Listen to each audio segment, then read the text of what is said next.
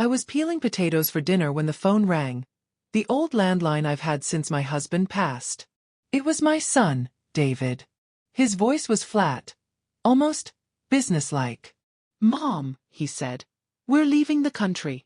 I sold your apartment. Goodbye." The line went dead. The potato slipped from my hand and rolled across the kitchen floor. For a moment, I forgot how to breathe.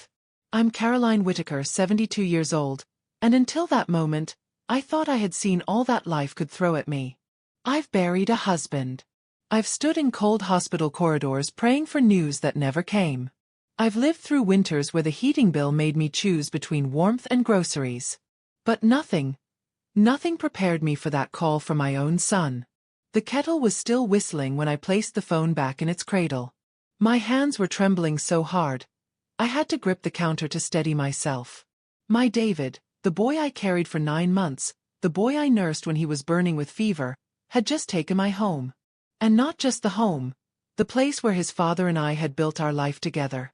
The apartment where I had cooked him birthday breakfasts, where he'd learned to ride his bike in the courtyard, where we hung his graduation photos in neat wooden frames.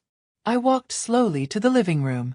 Every step felt heavy, like my slippers were made of stone. The late afternoon sun poured through the lace curtains, casting patterns on the faded rug. I sat down in my armchair, my husband's old one, the fabric worn smooth where his elbows used to rest, and I tried to understand. Why would he sell it without telling me? How? The title deeds had my name. At least they used to. David wasn't born into wealth. We made do with what we had. His father, Edward, was a postman, proud and stubborn, and I worked part-time at the library. Every pound was stretched, every penny counted. We skipped holidays so David could go on school trips. I wore the same winter coat for 12 years so he could have the proper football boots. When he married Claire, a bright-eyed girl who always smelled faintly of expensive perfume, I welcomed her like a daughter. I gave them the larger bedroom when they stayed over. I handed them the keys to my apartment for their honeymoon week, saying, "It's your home too now." And when they struggled to buy their own place, I did something I thought I'd never do. I sold a cottage Edward and I bought in the countryside when we first married. The money went straight to their down payment. "Mom, you don't have to," David had said. "I want to," I told him, smiling. Family takes care of family. It's funny how betrayal never comes all at once. It seeps in quietly, like water under a closed door. Claire started calling less. When they visited, they never stayed the night. My phone calls went unanswered for days. "Sorry, Mom, been busy," David would say. But I knew she didn't like me. The way she looked at the old furniture, at my frayed apron, at the photographs on the wall, as though I belonged in another century. Still, I pushed it aside. I told myself they were young, they had their own lives. Then, a year ago, David suggested I sign a small legal paper, so they could manage things for me if something happened. He called it power of attorney. "It's just in case, Mom," he said, rubbing the back of his neck like he always did when lying. I didn't want to think he could ever harm me. So I signed. No lawyer, no questions. That piece of paper, I know now, was the key that opened the door for what happened yesterday. I sat in that chair for what felt like hours, the ticking clock the only sound in the room. My soup burned on the stove. I thought about phoning him back, demanding answers. But what would I say? The words would crumble in my mouth. So instead, I called Margaret. Margaret has been my friend since we were 12, when we shared a desk in Sister Agnes's classroom. She's the kind of woman who tells you the truth, even when it hurts. When I told her what had happened, there was a long pause. "Caroline," she said finally, "you need to see a solicitor. Today." I laughed bitterly. "And tell them what? That my own son has stolen my home?" "Yes," she said firmly. "Exactly that." That night, I couldn't sleep. I wandered from room to room, touching the furniture, the books, the photographs. I ran my fingers over Edward's old toolbox, still smelling faintly of oil. I opened the cabinet where I kept my wedding china, the one I only brought out for Christmas. Every object felt like a goodbye. And then, I noticed something. An envelope, tucked into the back of the drawer where I kept my bills. It was addressed to me, in David's handwriting. I opened it with shaking hands. Inside was a note, written 2 weeks earlier. Mom, we've decided this is for the best. You'll get a portion of the money once we're settled abroad. Don't try to stop us. No apology. No love. Just instructions. It was around dawn when I made up my mind. I wasn't going to let them leave with my life's work. I boiled the kettle, made myself a strong cup of tea, and took out my address book. On the 3rd page was the number of Mr. Hargreaves, a local solicitor who had once helped me draft my will. When he answered, I said, "I need to see you today. It's about my son." There was a pause, then he said, "Come in at 10. And bring every document you have." I hung up, my heart pounding. Not from fear this time, but from something else I hadn't felt in months. Resolve. I didn't bother with breakfast that morning. The tea I'd made sat cold on the table, untouched. My stomach was too knotted to take anything in. I pulled on my thick cardigan, the pale blue one Edward had always said brought out my eyes, and packed a worn leather satchel with whatever papers I could find. Bank statements, old tax bills, my marriage certificate, and the photocopy of the title deed from years ago. The walk to Mr. Hargreaves' office took me 20 minutes, but it felt like I was wading through water. The autumn air was sharp, the kind that makes your breath visible, and every step seemed to echo the same thought in my head. How could my own son do this? Mr. Hargreaves' office smelled faintly of paper and lemon polish. He was a tall man with a kind face, now more wrinkled than when I'd last seen him. He greeted me with a gentle, "Caroline, what's happened?" and motioned for me to sit down. The words poured out of me like a flood, the phone call, the letter, the power of attorney I'd signed without thinking. His eyebrows rose slightly when I mentioned that last part. "Did you have a witness or legal counsel when you signed it?" he asked. "No. It was just David and Claire. They said it was for emergencies." He sighed, steepling his fingers. "Caroline, that document gave them the legal right to make financial decisions on your behalf. If it wasn't limited in scope, it may have included the right to sell your property." It was like a punch to the chest. I leaned back in the chair, feeling smaller than I had in years. "So, it's gone? Just like that?" "Not necessarily," he said, leaning forward. "We'll need to see the exact wording. If there was any undue influence, or if you weren't fully informed, we may be able to challenge it. But time is critical." I slid the stack of papers toward him. He put on his glasses and began to sift through them. His pen scratched across a yellow legal pad as he made notes, occasionally glancing up at me with that measured look solicitors have when they know something bad but don't want to say it too quickly. When he was done, he tapped the papers lightly. "We can file an urgent injunction to freeze any remaining funds from the sale, but if your son and his wife have already transferred the money abroad, it'll be harder." I stared at him. So, he could be halfway to another country with everything Edward and I worked for our entire lives?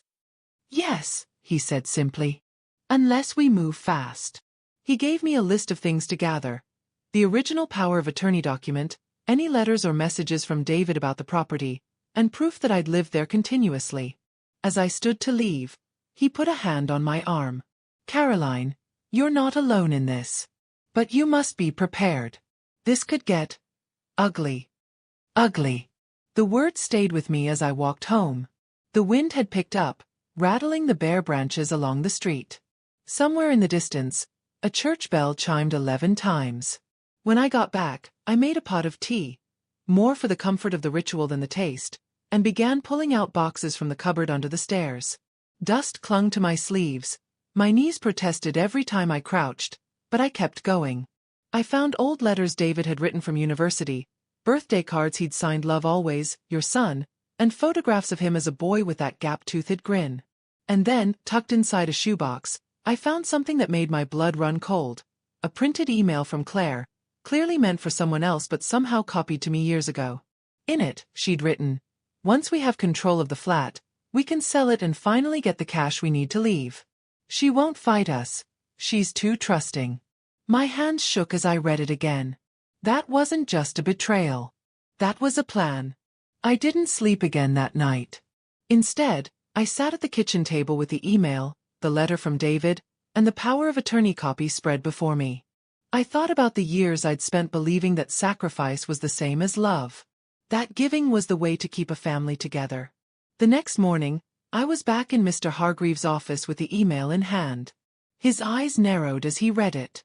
"This," he said, "is exactly the kind of evidence we need. It shows intent. And it shows they were planning this long before they told you." "What happens now?" I asked. My voice felt steadier this time. "Now, Caroline, we prepare to fight." There was something in his tone, calm, certain, that lit a spark inside me. For the first time since that phone call, I felt a shift. The grief was still there, yes, but it was no longer the kind that pinned me to my chair. It was the kind that made me stand a little taller.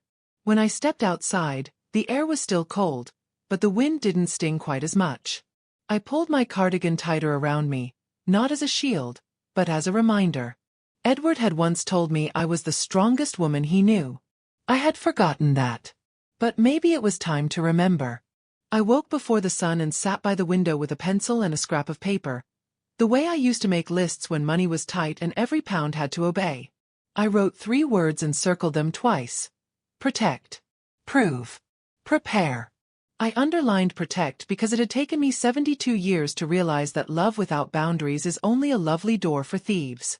Margaret arrived just after 8, cheeks pink from the cold, carrying 2 jam buns and that fierce look she gets when someone needs defending. "Eat," she said, setting a bun in front of me like a nurse with medicine. "Then we work." We worked the old-fashioned way, phone on speaker, notepad open, kettle forever reboiling. I rang my bank first.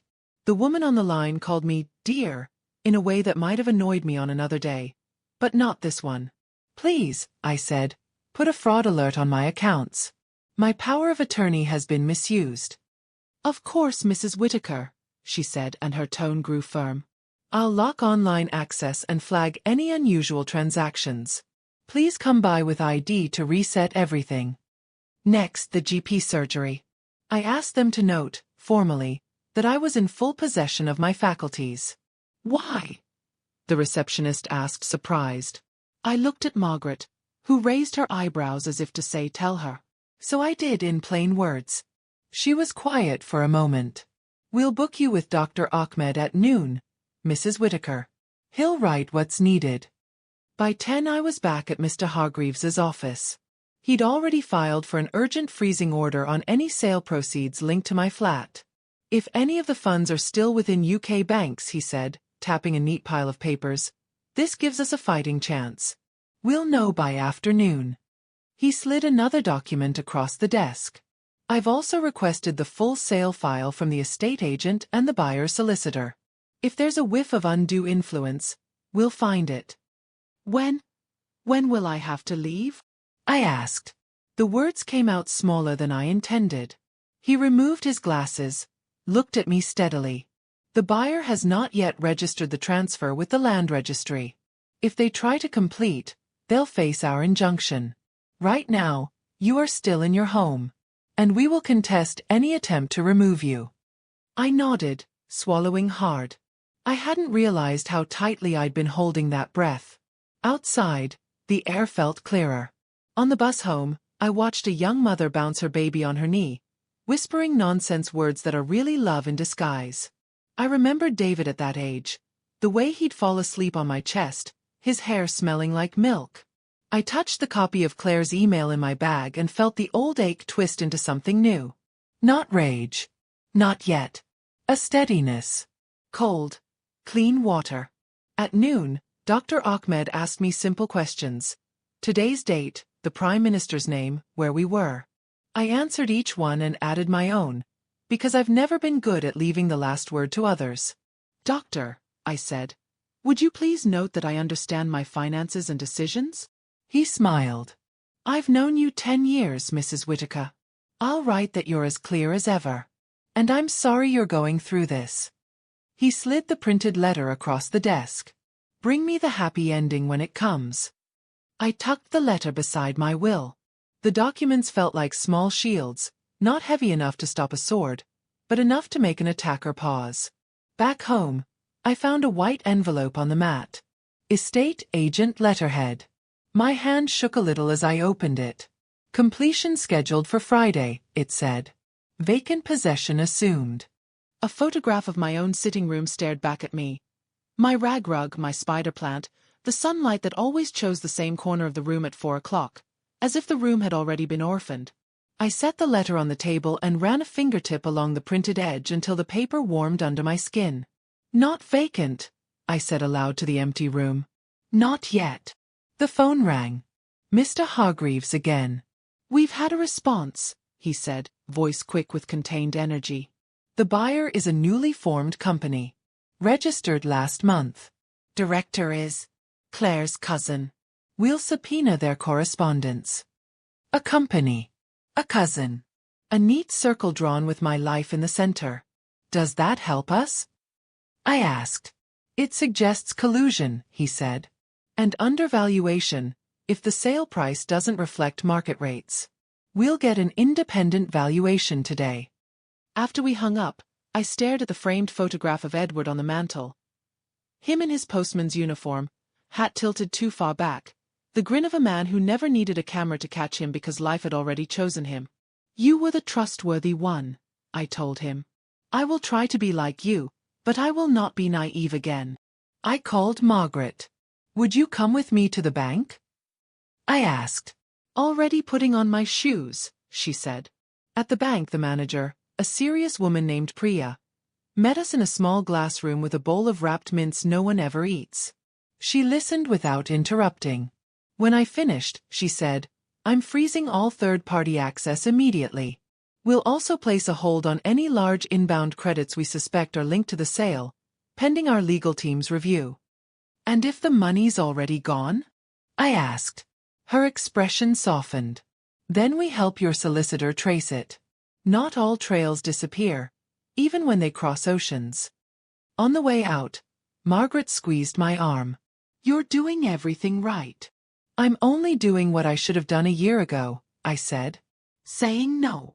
We stopped at a cafe for 2 cups of tea and halves of a single scone, because old habits die hard and sharing still felt like a small victory.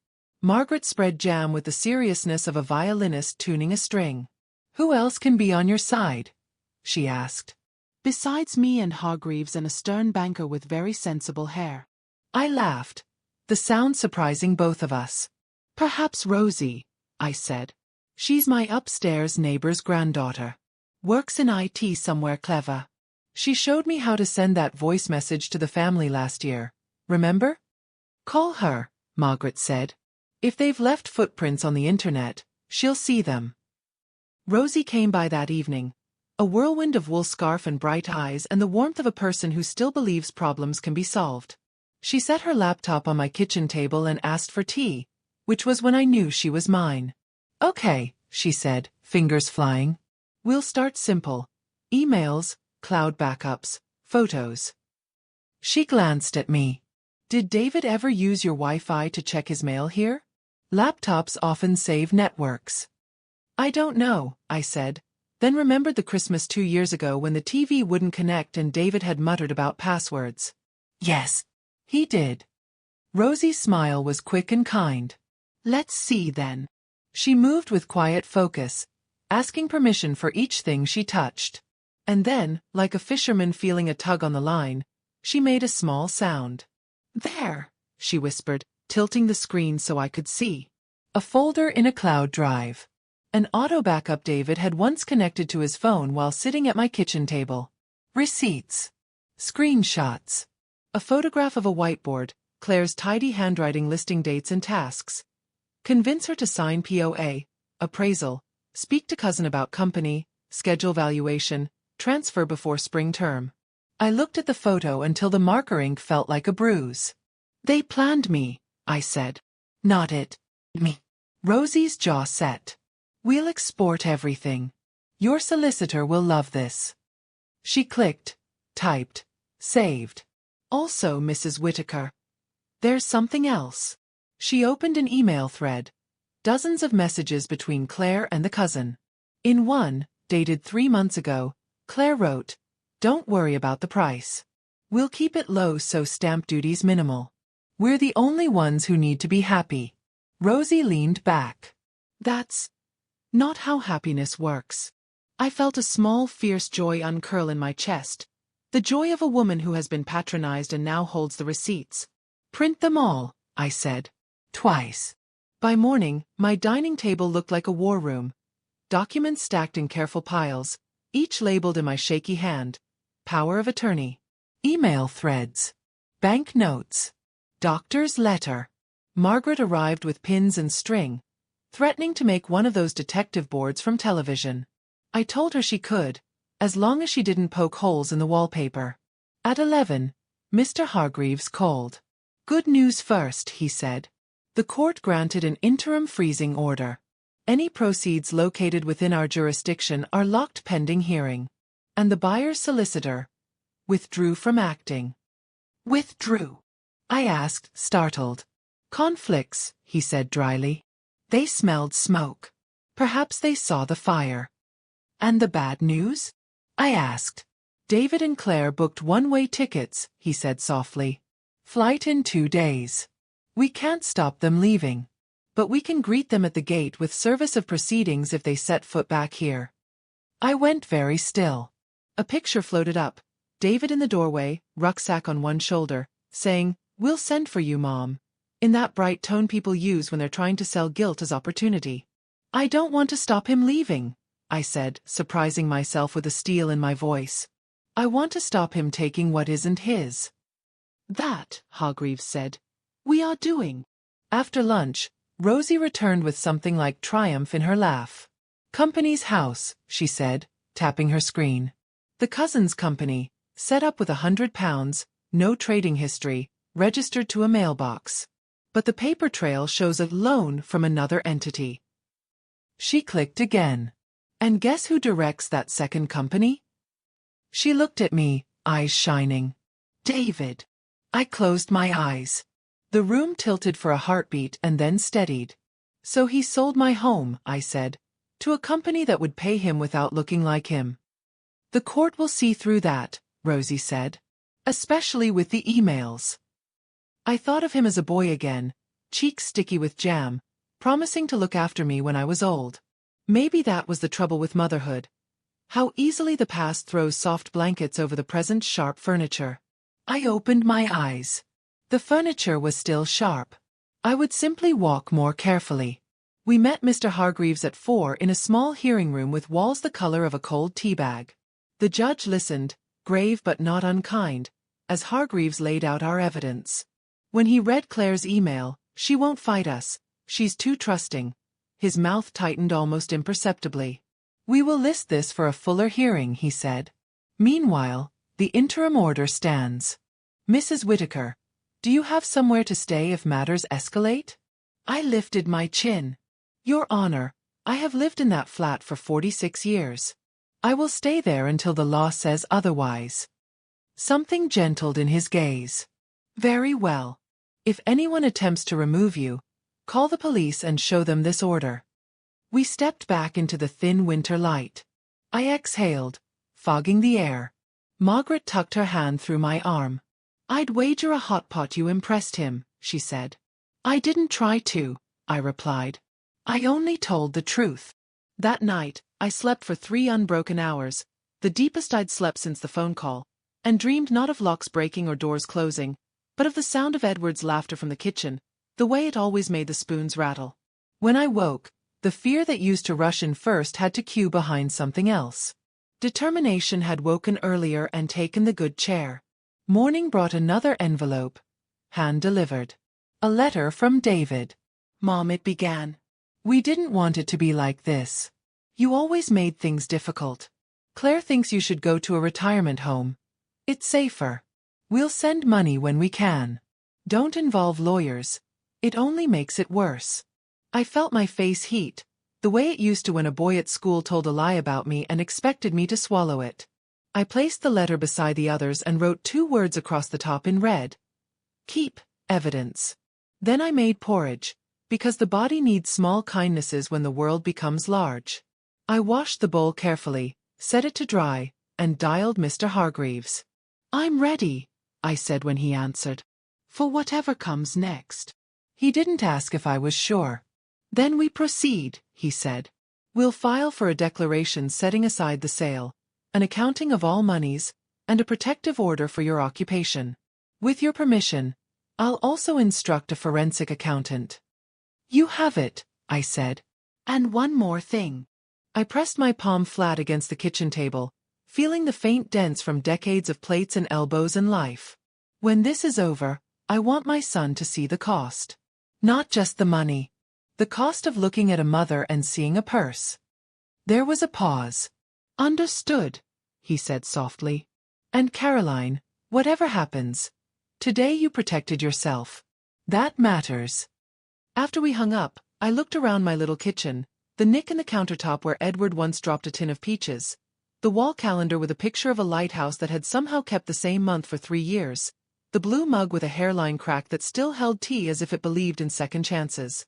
I touched each thing lightly. They were mine. My choices. My history. Not anyone's to tidy away. The phone buzzed again. A message from an unknown number. I opened it and stared. A photograph of 2 plane tickets. A single sentence beneath. Think twice, Mom. No signature. I recognized Claire's neat punctuation. I typed slowly. Carefully. I have thought twice. I am thinking clearly now. Then I set the phone face down and felt. Not the spike of fear I might have felt 2 days ago, but a quiet, spreading warmth. Like standing near a fire you built yourself. That afternoon, Margaret insisted we go to the market for fresh bread. I wore my good coat because it made me stand straighter. The air smelled of damp wool and oranges, vendors calling out prices in a chorus made of habit and hope.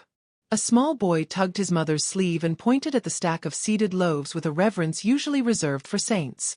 I smiled at him and he smiled back with all his teeth, including the brave new ones. On the way home, it began to drizzle, a fine mist that softened the edges of everything. The pavements shone. I thought about edges, how I'd sanded mine dull over the years so no one would be scratched. I felt my edges now, not sharp, exactly, defined. Mine. Back at the flat, Rosie texted. Check your email.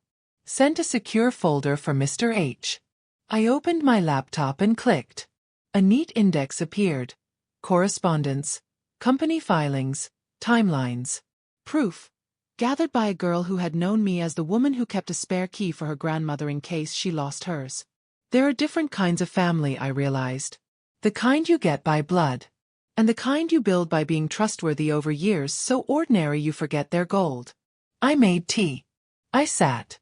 I listened to the rain. Somewhere in the building, someone practiced scales on a piano, patient as a clock. I pictured Friday, the so-called completion day. I imagined a suited man approaching my door with a clipboard and a smile that never reached his eyes.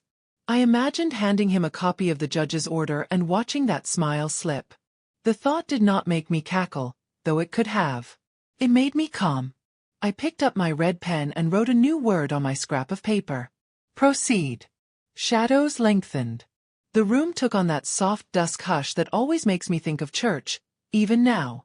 I lit the small lamp Edward loved because it turned everything honey-colored. The phone rang once, unknown number, and stopped. I did not check it.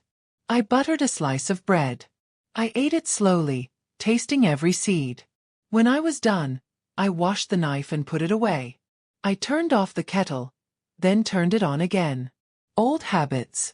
Before bed, I stood at the window and said quietly to the dark glass, I am not prey. It sounded strange on my tongue, then right. And then I slept, truly slept, the kind that repairs. In the morning, we would go to court again if needed. We would file and serve and stand. We would do the unlovely work of telling the truth in rooms that smelled of paper and patience. And when David boarded his plane or didn't, when Claire smoothed her skirt and sharpened her words or didn't, when the cousin folded his little company like a paper boat in a puddle or didn't, it would not change the new fact. I had stepped back into my own life. Friday came gray and damp, the kind of day that makes the city smell faintly of wet stone and memory. I knew it was completion day for the sale, the day they thought they'd take the last piece of me. By mid-morning, there was a knock at the door. Not the polite, uncertain kind, but the hard rap of someone convinced they have a right to enter. When I opened it, David was standing there, Claire a step behind. He looked different. Leaner. Sharper. His eyes didn't rest on me.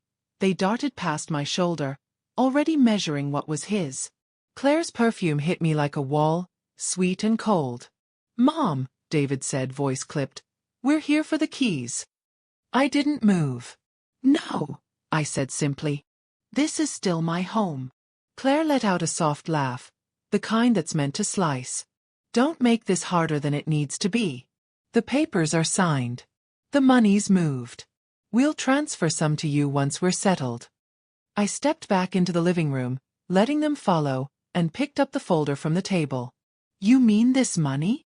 I held up the court's freezing order, the judge's signature in bold at the bottom. "It's not going anywhere." David's jaw tightened. "You didn't have to drag this into court." "I didn't want to," I said, my voice steady. "But you planned this for years, David. I've seen the emails. The whiteboard. The company filings. I know you sold my home to Claire's cousin for a fraction of its value." Claire's smile faltered for the first time. "You went snooping." "I went surviving," I interrupted. "There's a difference." David took a step closer. "We were trying to help you, Mom. You can't live alone forever." "I've lived alone since your father died," I said. "And I never once thought of stealing from the people I love." The silence that followed was heavy enough to feel on my skin. For the first time, David didn't look like my son. He looked like a stranger wearing his face. "I'm giving you both one chance," I said quietly. "Withdraw from the sale. Return the power of attorney to me. Or we let the court strip it from you and put this on record for anyone who cares to read." Claire opened her mouth, but David raised a hand to stop her. His eyes, tired now, almost frightened, flicked to the folder, then back to me. "We'll talk about it," he said. "No," I replied, walking to the door. "You'll act on it. Or you won't have anything left to talk about." I closed the door behind them, my hands steady. Outside, rain began to fall in fine, determined drops. The courtroom smelled faintly of old books and damp coats. I sat beside Mr. Hargreaves, my documents neatly stacked, hands folded to keep them from trembling. Across the aisle, David avoided my eyes. Claire, however, stared straight ahead, jaw tight. The judge reviewed the evidence, the power of attorney, the underpriced sale to a family member, the emails spelling out their plan. Each paper landed with the weight of a stone. "Mrs. Whitaker," the judge said, looking at me, "you've shown clear evidence of undue influence and collusion. The sale is void. The property remains yours. Power of attorney is hereby revoked." It was only a sentence, but it felt like a door swinging open. Claire's face drained of color. David finally looked at me, and for a fleeting moment, I thought I saw the boy he once was. Then it was gone. Outside, the winter sun broke through thin clouds. Margaret squeezed my arm. "You did it." "No," I said, breathing in the cold air. "I protected what was mine. And I'll keep doing it." The fear was gone. In its place was something steadier, the quiet knowledge that I would never be easy prey again.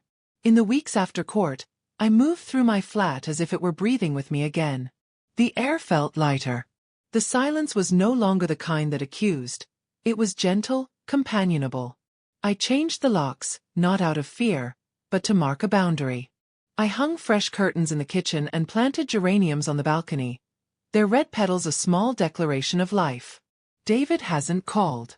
Claire sent one curt message. "We hope you're happy." I didn't reply. Happiness isn't theirs to grant or withhold. I see Margaret every Tuesday. Rosie still drops by with her laptop and a grin, making sure I'm fortified online. Even the bank manager waves when I pass her branch. I didn't just keep my home. I built a wall of people who care. One evening, I sat in Edward's old armchair with a cup of tea, watching the sunset stretch gold over the rooftops. I thought of every sacrifice, every betrayal, every small act of reclaiming myself. This home, this life are mine. And no one, not even my own blood, will take them from me again. I am not prey. I am Caroline Whitaker. If you've listened this far, take this from me. 72 years of living, loving, and learning have taught me something important.